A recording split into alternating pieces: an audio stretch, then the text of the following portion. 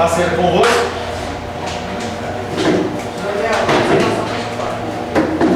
Número reduzido hoje. Pessoal,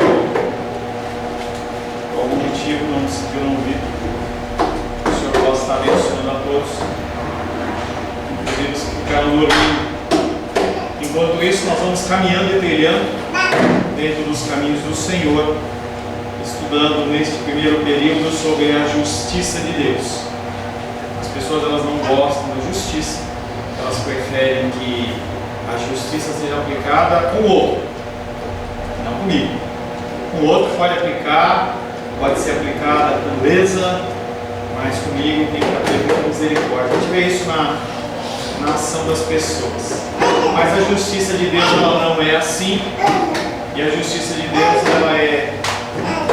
ela provém de um Deus justo, e Ele não tem como ser injusto, porque seria Ele contra a sua constituição, a sua própria essência.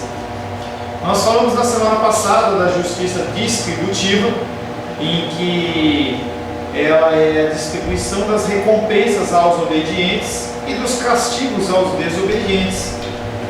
Nós falamos que essa justiça distributiva ela é dividida em, primeiramente, justiça remunerativa, que é a recompensa distribuída para seres racionais, homens e anjos, em virtude do que eles fazem de bom, entendendo sempre que essa justiça remunerativa ela é para aqueles que têm uma aliança, aqueles que têm um pacto. Não é para todo mundo, é para aqueles que fizeram um compromisso com o Senhor, e essas bênçãos elas sempre são condicionais. Se você age de uma certa maneira, você recebe a recompensa. Se você não age daquela maneira, você recebe a reprimenda em relação àquilo. Falamos também na semana passada que Deus é justo e Ele exerce esta justiça dentro dos seus padrões sobre toda a terra. Quando nós pensamos dentro desta vertente, nós imaginamos que nenhum ser humano pode cumprir a justiça de Deus, porque Ele aplica a justiça dele sobre os seres humanos. É por isso que Cristo morreu por mim e por você, porque nós não teríamos condições de executar esta justiça. E aí nós na semana passada ainda falamos por que um ser humano recebe a recompensa da parte de Deus, e nós falamos que única e exclusivamente porque ele é justificado. Eu vou falar um pouco mais dentro de Gálatas, no segundo período, sobre esse contexto da justificação, que sempre foi um ponto de discussão entre os cristãos por todas as épocas, em que as pessoas elas não conseguem entender que a justificação não vem pelas minhas obras, mas vem pela fé em Cristo. Mas as pessoas elas querem merecer a santificação, merecer a salvação, e aí elas ficam correndo atrás do rabo e não conseguem pegar nunca. As bênçãos da justiça do Senhor não são meritórias. Nós temos obrigação de agir de uma certa maneira, mas nem por isso nós temos direito a reivindicar algo. E nós demos na semana passada o exemplo do salário. Você trabalha todo mês e aí no final do mês você tem um direito. No nosso caso, elas não são meritórias. Falamos que nós somos servos e como tais nós somos sujeitos à ordem do nosso Senhor. O dever de um servo é obedecer ao seu Senhor. A obediência não merece uma recompensa porque ela é uma obrigação. E depois que o servo faz tudo que lhe é ordenado, nós lemos o versículo 17, verso 10, que fala que nós temos que nos considerar como inúteis. Mesmo fazendo, não há reconhecimento nenhum. Não é um trabalho nosso, de bondade, de amor espontâneo, mas sempre por causa da ordenança. O Senhor Ele nos condiciona e nos leva a agir da maneira que nós temos que agir, e não simplesmente porque nós espontaneamente decidimos obedecer. Nós não temos esta condição. Falamos também da igreja de Corinto, que os crentes da igreja de Corinto eram uma igreja que possuía muitos dons, e por isso eles eram arrogantes. Eles olhavam para as outras igrejas e viam a sua igreja com muitos dons espirituais, e eles olhavam: se nós somos assim, nós temos esses dons porque nós somos melhores, nós somos mais espirituais. E o apóstolo Paulo vem julgando eles, falando: não, vocês não são por causa disso, vocês são porque o Espírito Santo concede. Essas posses, esses dons, todos eles são derivados. E por serem derivados, eles não são meritórios. Não é algo que você granjeou, simplesmente algo que foi concedido. Nunca devemos pensar que as coisas boas que temos procedem de nós mesmos, tudo vem do Senhor.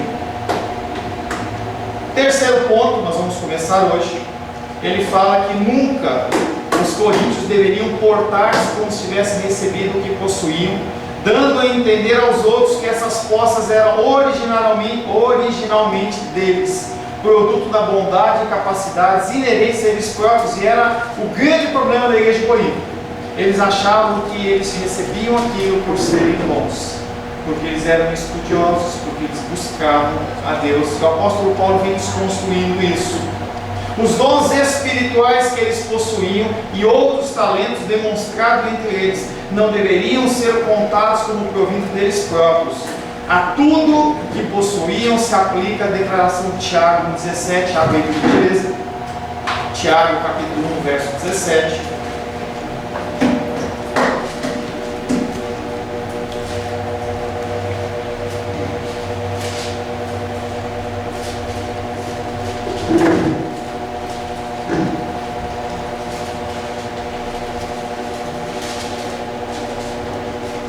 Tiago ele se depara com uma situação semelhante com Paulo em Corinto. E ele diz, por favor, alguém, Tiago 17. Toda boa dádiva e todo dom perfeito são lá do alto, descendo do Pai das luzes, em quem não pode existir variação ou sombra de mudança. Tiago escreve essa carta falando: todo dom, toda boa dádiva, toda ação que você tenha, não provém de você, vem lá do alto. É o Senhor que concede.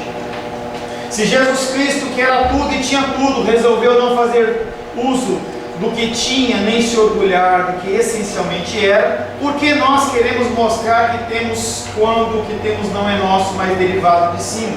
Filipenses capítulo 2.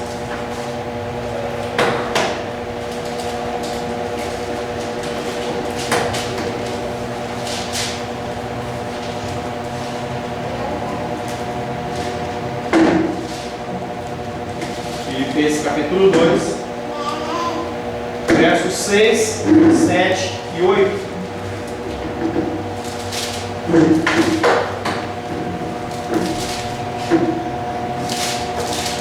Pode ler, Chico, por gentileza?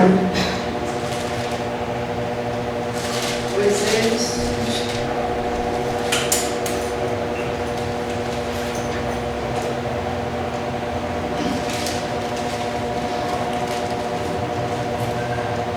eles subsistindo em forma de Deus, não julgou com usurpação similar a Deus. Antes de si mesmo se esvaziou, assumindo a forma de servo, tornando-se em semelhança de homens, e reconhecido de figura humana, a si mesmo se humilhou, tornando-se obediente e a morte por si.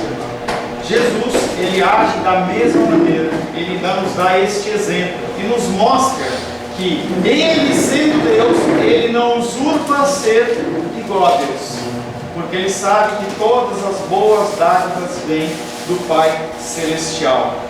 Quando fazemos coisas boas e que agradam a Deus, quando temos coisas boas que fazem bem aos outros, devemos entender que tudo nos foi dado graciosamente por Deus. Graciosamente porque nós não somos merecedores. São capacitações vindas do alto para o nosso bem e para o proveito dos outros. Todo dom espiritual, na carta de Corinto, o apóstolo Paulo fala, o objetivo é fazer com que as pessoas cresçam, que o corpo cresça, e não que uma pessoa seja colocada como em cima de um pedestal. E as pessoas, quando recebem alguma dádiva desse tipo em especial, espiritual, elas se colocam numa posição superior para que as pessoas olhem para elas e toquem. Estava vendo ontem uma reportagem sobre o metrô na Rússia, que é considerado um metrô exemplar em todo o mundo, e ele foi construído acho que foi na década de 30, e ele foi construído com o objetivo de ser um abrigo antibombas. Além disso, ele é um museu ambulante. Lá dentro você olha obras de arte, toda sorte de coisas. E aí tinha um cachorrinho lá, o cara fez uma escritura que representava um menino que tinha que fazer uma prova em algum lugar e ele precisava ir bem. E aí ele levou o seu cachorro, e o cachorro ele aparentemente deu sorte. O nariz do cachorro está lá de bronze, né? Mas ele está todo descascado, porque todo mundo tem que passar e colocar a mão. A bênção, a provisão não é de Deus, o privilégio não é de Deus, mas é do cachorro que eles passam a mão. As coisas, elas não vêm dos homens nem das suas criações, mas elas vêm de Deus. As bênçãos da justiça remunerativa, elas são produto do pacto. Ninguém recebe nada de bom de Deus a não ser o contexto da graça comum, que é uma bênção que o Senhor derrama sobre ímpios e não ímpios, sobre salvos e não salvos, para que este mundo ele não se destrua totalmente. Então isso chama-se graça comum. Mas essa justiça que nós estamos falando, remunerativa, ela procede de um pacto. Em algum momento você falou sim para Jesus Cristo, e aí foi feito um pacto, foi feita uma aliança. As recompensas que Deus dá ao homem vêm como fruto da sua relação de pacto com o seu povo. É o relacionamento de Deus comigo, o relacionamento de Deus com você e vice-versa. E nós já falamos que ela é condicional. Essa justiça remunerativa é, em última instância, expressão da bondade divina e nunca deve ser considerada meritória, novamente falando, da parte do homem. Confissão de fé de Westminster diz o seguinte: tão grande é a distância entre Deus e a criatura, que embora as criaturas racionais lhe devam obediência como ao seu Criador, nunca poderiam fruir nada dele como bem-aventurança e recompensa, senão por alguma condescendência voluntária da parte de Deus, a qual foi ele servido, significar por meio de um pacto. Então o que está dizendo é, Deus ele é muito grande, ele é muito longínquo de nós. Por mais que você execute boas obras, mesmo assim você não é digno dele, mas ele nos concede dentro da sua graciosidade. Essa afirmação faz com que o exercício da justiça remunerativa seja pactual e gracioso. Essa justiça resulta de um pacto previamente feito antes da fundação do mundo, em que o Cordeiro escreveu o seu nome no livro da vida do Cordeiro, e a partir dali a morte de Cristo, o sangue dele é sobre a sua vida e faz com que você seja considerado filho de Deus. E dentro da sua linha temporal, em algum momento você fala: sim, eu aceito, sim, eu quero viver esse pacto. Quer falar alguma coisa? Onde está escrito Jesus assim? Apocalipse 13:8. Apocalipse 13:8. Vamos ler? Por favor, eu não consigo ler, não. Fica assim,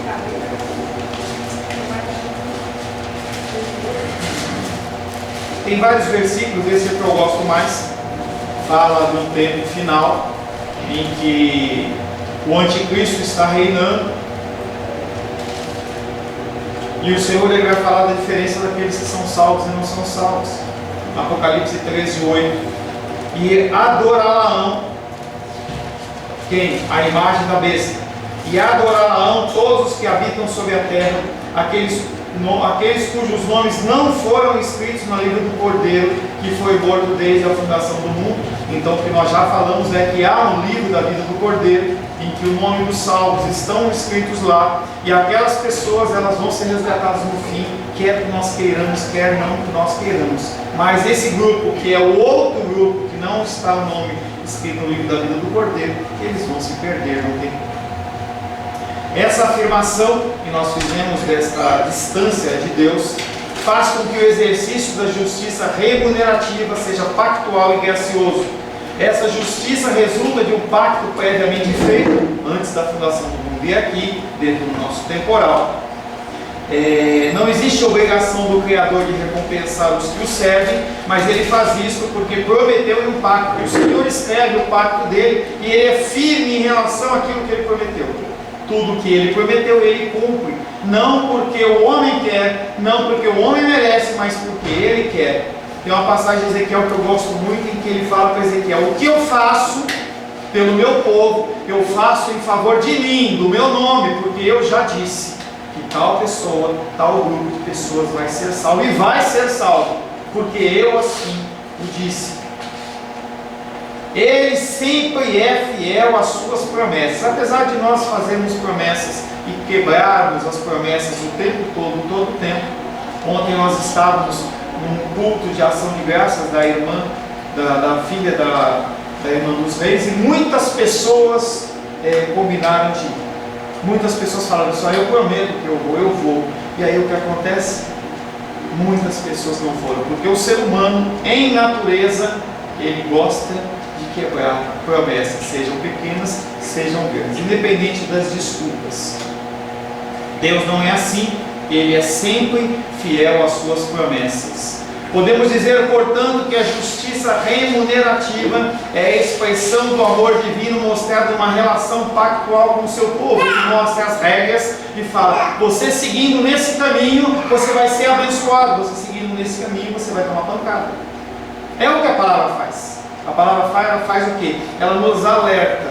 O que eu faço? Eu alerto. Você quer seguir nesse caminho? Você segue.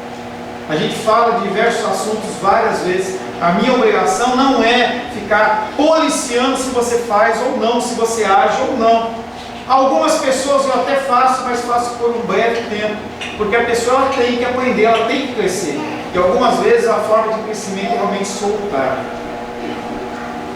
Você e eu não podemos exigir de Deus qualquer recompensa por alguma obediência, porque as condições para lhe obedecermos nos foram dadas por Ele próprio. É interessante que essa condição ela é muito bem aplicada, por exemplo, no conceito de dízimo. A pessoa ela entrega o dízimo e passa uma luta. Ela fala, Deus, por que eu estou passando por isso se eu sou? Não tem uma coisa ligada não. Mas as pessoas elas querem fazer sempre no conceito da troca. Antes, quando não tinha real, não tinha moeda, as pessoas elas trocavam, o processo de vida das pessoas chamava-se escambo.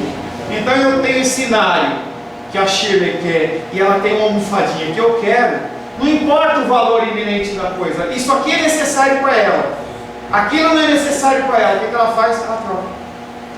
Nós nascemos dentro desse conceito de que eu dou algo que eu tenho a mais ou que eu não preciso e eu recebo em troca algo que eu preciso ou que eu quero, e com Deus não funciona dessa maneira. Não existe troca com Deus. 1 Coríntios 29, 14.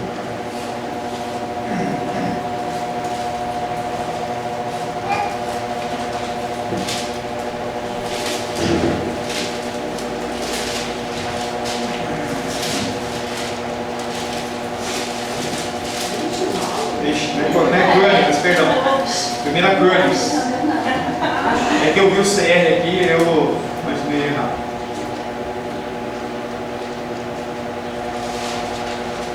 Primeira Crônicas.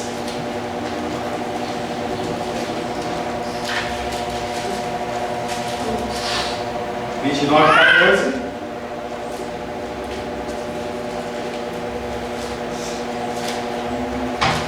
Consegue, Stênio?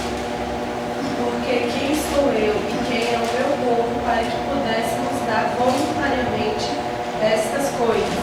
Porque tudo vem de ti, das tuas mãos. Davi teve uma compreensão extraordinária dessa verdade factual. Ele, rei, ele olha para essa situação toda que ele estava vivendo e fala assim, quem sou eu? Quem somos nós? Em outra situação, quando é proposta a possibilidade dele casar com a filha de Saul, ele fala, quem sou eu para casar com ela? O menor da família dos menores. E você vê que esse contexto, esse conceito de humildade, de que o outro sempre é melhor, é algo que é pautado em todas as escrituras e vai ser firmado de uma maneira mais forte lá nas bem-aventuranças, em Mateus capítulo 5. Bem-aventurados os humildes, bem-aventurados aqueles que olham para os outros e consideram os outros sempre merecedores de mais honra. Eles não vão, por exemplo, sentar nos melhores lugares da festa. Eles sentam nos piores e esperam que alguém os chame. Então, quando você tem esse tipo de percepção, você se magoa menos. Porque você olha para a condição do outro como uma condição de dificuldade, uma condição que ele não tem condições, mas mesmo assim você se submete. E aí você olha e fala, ele não sabe o que faz. E a coroação dessa humildade está lá na cruz, quando Cristo olha para aqueles homens que o crucificaram, que estavam tripudiando dele, e olha e fala assim: Senhor, perdoa, porque eles não sabem o que fazem. Cristo coloca-se mais uma vez ali com uma condição de intercessor. Davi entendeu que quando damos a Deus alguma coisa, não temos de que nos orgulhar, porque tudo que lhe damos é produto direto daquele que Ele mesmo nos dá. Nós não somos os geradores, nós não somos a matriz. E você tem que entender isso, que quando você é bom com alguém, não é porque você é bom inerente, é sim porque o Senhor Ele já te concedeu algo. Quando você abençoa vidas, é porque o Senhor Ele já te concedeu algo. E ontem eu pude estar lá, naquele culto, trazendo uma breve palavra. Eu estou lá porque o Senhor me concedeu uma capacitação, porque eu por mim não tenho condições. E a gente vê milhares e milhares e milhares de pessoas se levantando como líderes espirituais, sem condição nenhuma, porque se levantam em seu próprio nome. Ovelhas cegas, pessoas cegas gerando outras pessoas cegas, simplesmente porque não foram comissionadas por Deus. Apóstolo Paulo, ele se apresenta perante as igrejas e diz assim: eu não estou aqui por meu nome, eu não sou nada. Eu estudei sim com Gamaliel, eu fui fariseu dos fariseus, eu segui as leis, os mandamentos e ordenanças, mas eu não apresento a mim, os meus ensinamentos, não em meu nome, não com capacitação, não com eloquência, não com retórica, mas eu falo no Espírito de Deus, porque eu entendo que procede dele. E é algo que eu oro todas as manhãs, tanto no culto da manhã, do dominical, como no culto da noite, em que eu oro e falo: Senhor, peço que o Senhor me capacite a falar o que tem que ser falado, mas também que o Senhor gere no coração das pessoas o desejo de vir para ouvir as pessoas que o Senhor quer que venham. Porque se o Senhor só me capacitar e não tiver quem ouça, se perde. Então nós estamos em constante dependência do Senhor, e mesmo a aplicação do que é falado aqui tem que ser filtrada, porque eu sou falho, e além disso você tem que receber aquilo e desejar ou intentar o quê? Pôr em prática, porque senão se perde. Lembro que eu vi uma vez uma escrita, uma pessoa escrevia na areia, né? Criança escrevia na areia do mar, assim, e aí quando vinha onda, leva tudo. A palavra de Deus não pode ser como essa areia, ela tem que ficar gravada nos nossos corações. Em Ezequiel o Senhor fala: escreve de tal forma que eles possam ver, inclusive quando estão correndo. Interessante isso. E aquilo tem que ficar gravado no coração, gravado para ser aplicado. Davi dedicou todos os seus recursos arrecadados entre o povo ao Senhor, mas ele reconheceu que a voluntariedade deles era nascida na relação do amor de Deus para com eles. Davi olhava para as pessoas entregando os recursos, e ele olhava e falava assim: não provém desse povo. Chega um momento na construção do tabernáculo, chega um momento na construção do templo, em que eles são obrigados a falar assim: para! Não cabe mais ouro, não cabe mais pano, não cabe mais. E Davi, ele olha e fala assim: esse povo não está fazendo porque ele quer, alguma coisa está motivando eles. 1 Crônicas 29:16, foi isso que a gente leu? 29:16.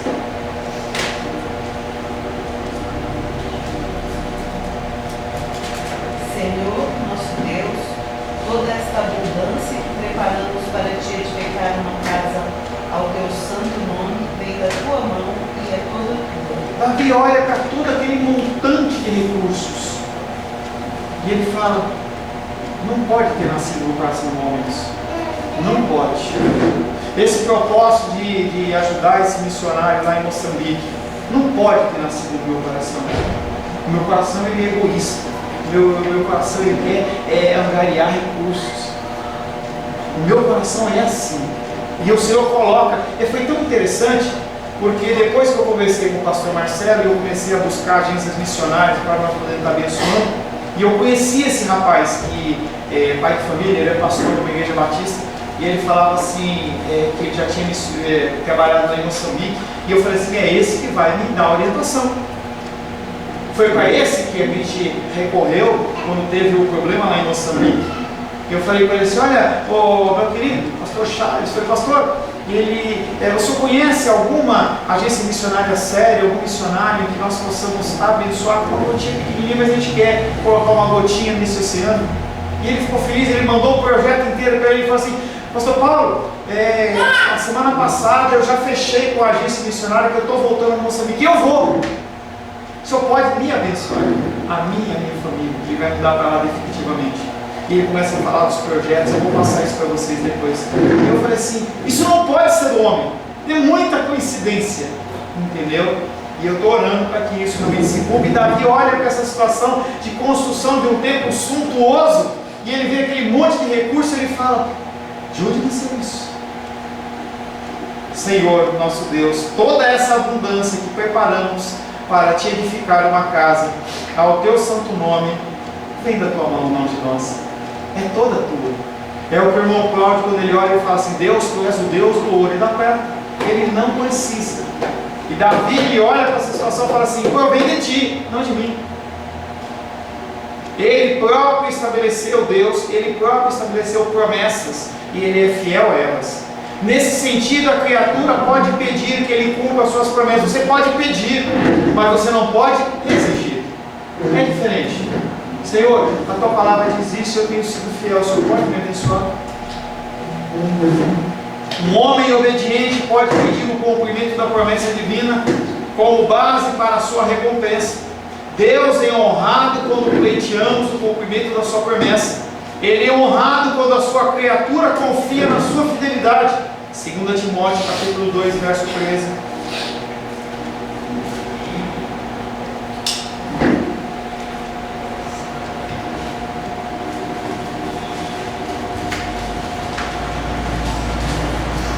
Segunda Timóteo, capítulo 2, verso 13. 11 a 13.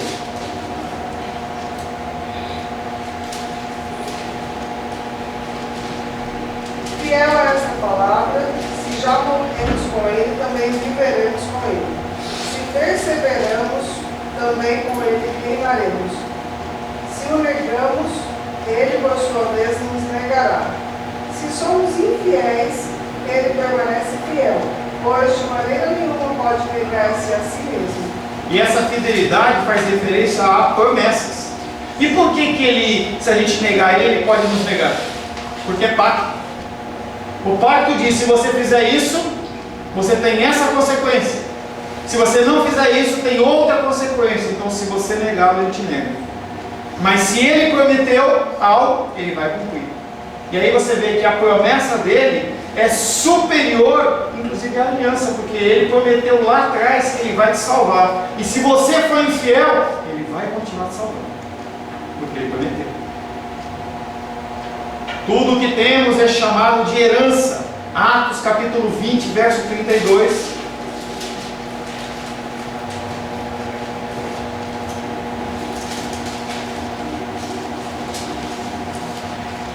Agora, pois, encomendo-nos ao Senhor e à palavra da sua graça, que tem poder para nos edificar da herança entre todos os que são santificados.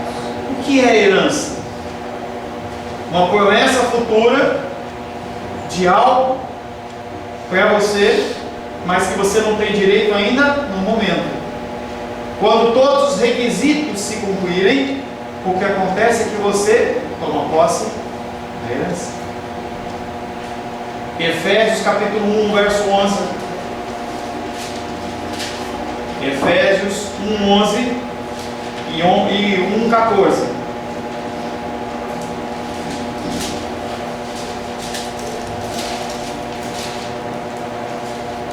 Efésios 1, 11. Menízia? Só o 11? 11 e 14. 11 e 14, por favor. Nele digo, no qual fomos também feitos herança, predestinados segundo o propósito daquele que faz todas as coisas conforme o conceito da sua vontade, o qual é o penhor da nossa herança, até o resgate da sua propriedade em louvor da sua glória. Nós somos feitos herança. Herança por quê? Por causa do sacrifício de Cristo na cruz. Nós temos uma herança e nós somos chamados de herança do Senhor. É o cumprimento de todas as Escrituras. O cumprimento das Escrituras é a vinda de Cristo como Senhor e Salvador, e a salvação daqueles que o Pai deu. O que vai sobrar no fim é isso, nada mais. Tudo que temos é chamado de herança, mas herança não é um pagamento de débito ao homem, mas resultado de um relacionamento amoroso de pacto, em que Deus se coloca na posição de pai e nós na de filhos. Todavia, uma herança pode ser chamada de uma recompensa por uma obediência filial, assim como a bênção do estado futuro pode ser considerada como uma recompensa pela obediência do cristão aqui nesta presente vida, no sentido de consequência sempre. Tudo que você faz não é para adquirir a salvação, é porque você é salvo. Você tem que gravar isso na cabeça. Isso tem que ficar gravado no seu coração. Senão você vai agir de uma condição benigna e você vai achar que agora eu tenho direito a. Isso é natural do coração humano, ter esse tipo de tendência.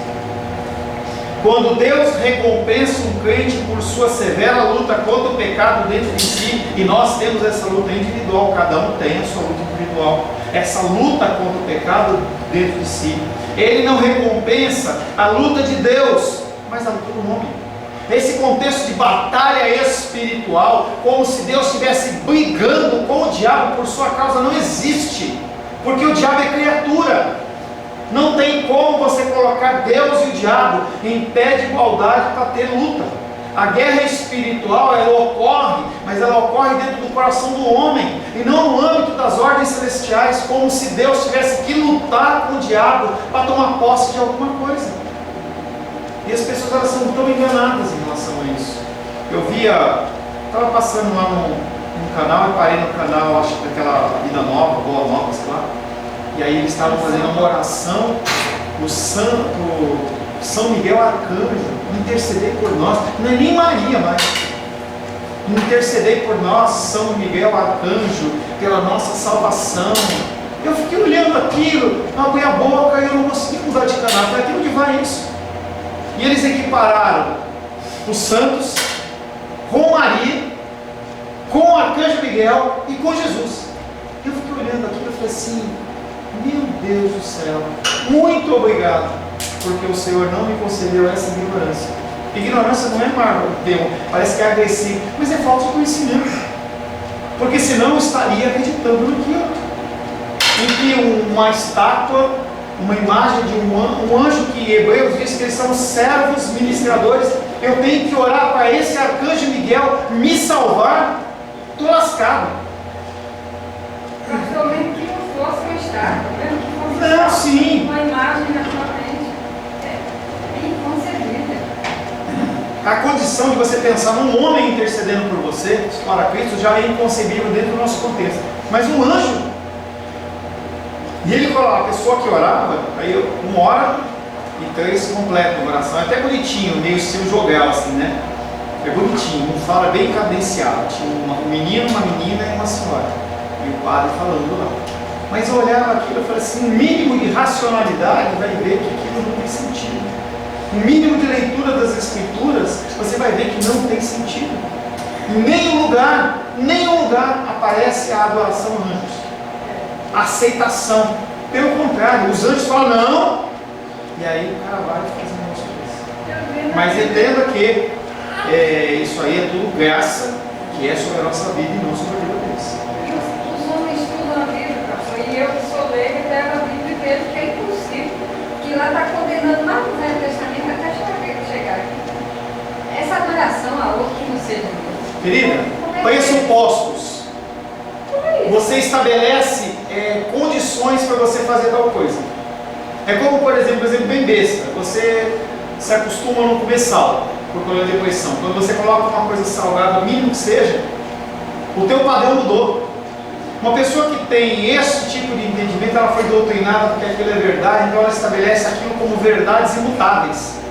Então ela não parte do pressuposto que Deus ele é soberano. Ele parte pelo pressuposto que Deus ele é soberano, mas que tem o santo, tem o anjo e tal. Então ele parte daquela confiança, daquela crença. Então ela constrói o que ela está lendo em cima do que ela já acredita. Ela não aceita que os seus princípios sejam alterados e mudados. Esse é o problema. Nós temos trabalhado em Gálatas, nós temos que ser firmes na nossa fé, nos princípios básicos. Entre eles, Jesus Cristo morreu por nós, Jesus, o sangue do Cordeiro nos isenta da punição eterna e uma série de coisas. Se você começa a colocar outros elementos, como em Gálatas nós estamos lendo, em que não, eu posso colocar circuncisão ou princípios judaicos, aí você começa a macular, que é a mesma coisa disso. Mas pastor, mas quem doutrinou esses a querer seguir desse jeito? Homens, Pois é, esse homem não leu essa Bíblia. leu, mas interpreta segundo o seu conceito. Não é o que nós vimos nos evangelhos? Nos evangelhos, Anás e Caifás, eles sabiam que Jesus era o Messias. E por que mataram ele? Porque eles olhavam a condição que Jesus ia trazer. Opa, nós vamos perder o nosso emprego. Eu prefiro continuar com o meu emprego e continuar ensinando as pessoas de uma forma errada, ensinar de uma forma errada que as pessoas preferem, do que ele submeter esse homem. Chega. Essa discussão, eu estou entendendo que não cabe a nossa inteligência. A nossa inteligência, de graça de Deus, para percebermos essas bênçãos, para perceber essa realidade. Sim. Então, qual é a medida? Quando você fala aí, então você tem que fazer assim, tem sempre escolher os princípios. Qual é a medida da nossa autonomia? Eu entendi que não tem autonomia nenhuma. Nós não temos autonomia. Meu Deus, Nós somos servos. Então, qual seria uma oração, digamos, ideal, entre aspas? Eu oro para Deus continuar me dando a graça de conseguir, de continuar percebendo e perceber mais a sua verdade. Me dá essa graça dessa, digamos, não cegueira espiritual. Tudo bem? Perfeito. Então, para mim é isso, porque eu não vou orar, eu não escolho, eu não vou escolher espontaneamente seguir o caminho. Não vai. É ele. Ninguém faz isso. Não é por minha inteligência. Não é, mas entenda que Deus nos dá uma pseudo-liberdade de você orar pedindo coisas mesmo dentro da sua ignorância. O que vai acontecer é, dentro do seu caminhar ignorante, dentro da sua dedicação, ele pode ou não graciosamente revelar a você. E aí acontece é que você não vai parar e cruzar os braços, você vai continuar caminhando. E entre tentativas e erro, o Senhor ele vai te corrigindo. Cada vez mais, antes de você agir, você faz o quê? Coloca na presença do Senhor. A probabilidade de você interpretar mal vai cada vez reduzindo, porque você se submete. Quando você se submete, você quebra todas as barreiras no seu coração. Então você vai agir, você fala, primeiro eu vou orar. Não, mas é urgente. Não, eu vou orar primeiro. E aí você começa a doutrinar o seu ser. Como eu usei o exemplo da comida salgada ou não salgada. Se você tirar o sal da sua comida de uma hora para outra, você vai olhar aquela comida. Mas o que acontece é que você vai doutrinando. Você se doutrina na leitura, você se doutrina na obediência. E o que acontece? Você vai se amoldando ao Senhor. E Ele graciosamente vai fazendo o quê? Concedendo mais. Aí você para e cruza os braços, você fica parado. Não quer dizer que você vai para o inferno. Pode ser que vá. Mas não quer dizer que você vá para o inferno. Quer dizer o quê? Você está numa condição de rebeldia em que o Senhor está dando uma série de condições e você não usufrui delas. Pastor, mas essa última fala sua, Qual delas? agora, eu vou parar e vou pro inferno e tal. Eu não falei que vai para o inferno, você pode ou não? Então, essa condição. Mas lá no início de Efésios não fala que antes da fundação do mundo, nós fomos predestinados? Sim, eu não estou falando, querida, sobre mudança do comportamento de Deus. Estou falando de você saber a sua situação ou não. Você pode ser uma pessoa que vem para a igreja e cruza os braços. E dentro da condição soberana de Deus, você pode ser salvo ou não ser salvo. Eu não sei. Nós temos o quê? Sinais de que as pessoas elas são salvas. Jeito de agir, jeito de falar, reverência, temor. Mas mesmo assim, o juízo final ele provém de Deus, ele não de mim. Eu não entendi assim, o senhor fala. É porque eu quis dizer assim, o que eu quis dizer assim, é que cada um com Deus sabe se é salvo ou não. Sim e não. A certeza realmente disso vai ser só no dia do juízo. Mas assim, Efésios não fala isso, que nós fomos Sim, predestinados. nós quem? Está lá escrito Menízia? Não, Eu falo que você não sabe. Não, fala assim, o povo de Deus. Quem é o povo de Deus? Está na igreja? Está na igreja esse povo de Deus? Não, Está na igreja cristã semente de vida ou na eu presbiteriana? falo assim, até eu não sei onde está o versículo, só para concluir mesmo, deixar ser costume. Mas tem um versículo que fala que o Espírito de Deus testifica com o nosso espírito que somos filhos de Deus. Bem, querido, Então, testifica, não é a certeza de você tomar posse. Uma coisa é você ter uma certeza, outra coisa é você tomar a posse. São duas coisas diferentes. Eu tenho um pai que tem dinheiro, ele fez uma herança para mim, e eu tenho certeza que ele vai deixar para mim, ele pode não deixar. Essa certeza real nos movimenta. Se a gente tivesse uma certeza total e plena, a gente sentava, você não vê nada. Muita gente faz isso. Eu não estou discutindo o que é a destinação nem livre-arbítrio, não estou falando nada disso. Estou dizendo para você que essa posse plena só vai ocorrer no dia do juízo. Antes disso, não. Nós temos a indicação no nosso coração, que é essa testificação que você está falando, no nosso coração, que nós somos filhos de Deus, nós somos salvos. Tá? Isso. Mas essa real posse só vai ocorrer pós-julgamento. Naquele dia, ele vai falar ainda. Porque eu não sei se vai dar dor de barriga na gente, se vai ficar naquele tema, eu não sei dizer. Alguma coisa vai acontecer, vai estar perante o Senhor e Ele vai apresentar para você como salva, sem você ter essa certeza que você não recebeu a taxa da aprovação. Ele vai começar a apresentar os seus pecados, as suas falhas. Talvez naquele momento, talvez, não sei, estou especulando, talvez naquele momento você fala, agora eu não vou não.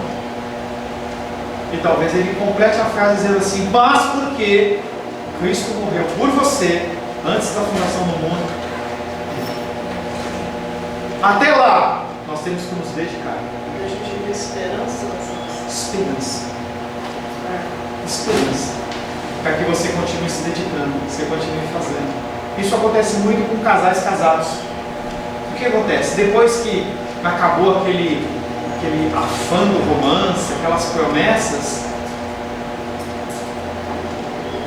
acalma. Aí começa aquela monotonia. Por quê? Já conquistei. Já deu tudo certo. Se a gente tivesse esse tipo de sentimento real no nosso coração, a gente fazia a mesma coisa. Porque nós somos seres humanos. E aí esta insegurança, digamos assim, nos leva a continuar caminhando. Porque se você tem a certeza da concretização de algo, o que você faz é que você não liga mais para E a vontade de chegar lá e entrar. Tudo isso leva. Ele virar e viver a vida. Essa discussão é interessante. O livro do pastor aí, com a certeza da salvação, eu ainda não li, mas o título não sugere uma certeza? O senhor não leu aí? Leia e a gente conversa.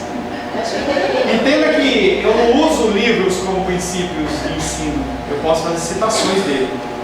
E mesmo o pastor Ayrton, que eu considero como um homem de Deus, tem coisas que ele fala que eu não concordo.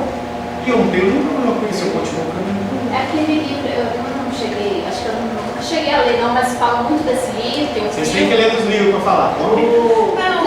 Não, eu estou falando porque você citou o nome e vai citar aquele livro que eu não li. Tá? Assim, eu não li e nem vi o filme, mas falo muito desse livro, do peregrino, que passa por caminhos macios, caminhos escabrosos, passa por vários tipos de caminho. Eu acho que é isso a jornada cristã. Você passa por tapetes macios, passa por escabrosos, altos e baixos. Né? Tem a peregrina também, não é só o peregrino não. Amém, queridos? Senhor, em nome de Jesus, agradecemos a Ti pelos Teus ensinos, porque o Senhor nos desperta para a meditação, a discussão. O Senhor, Pai, desperta nas nossas mentes o desejo de fazer o certo. E por isso, Pai querido, nós questionamos não no sentido de questionar as Tuas ordens, os Teus ensinamentos, mas realmente nós queremos ter uma mudança de mente. Nós queremos ser pessoas, Pai querido, que trazem à memória aquilo que é ensinado. E isso só pode ocorrer através do convencimento do Teu Espírito. Que o Senhor possa mais e mais, Pai, nos instruir para a glória, honra e louvor do Senhor, em nome de Jesus. Amém.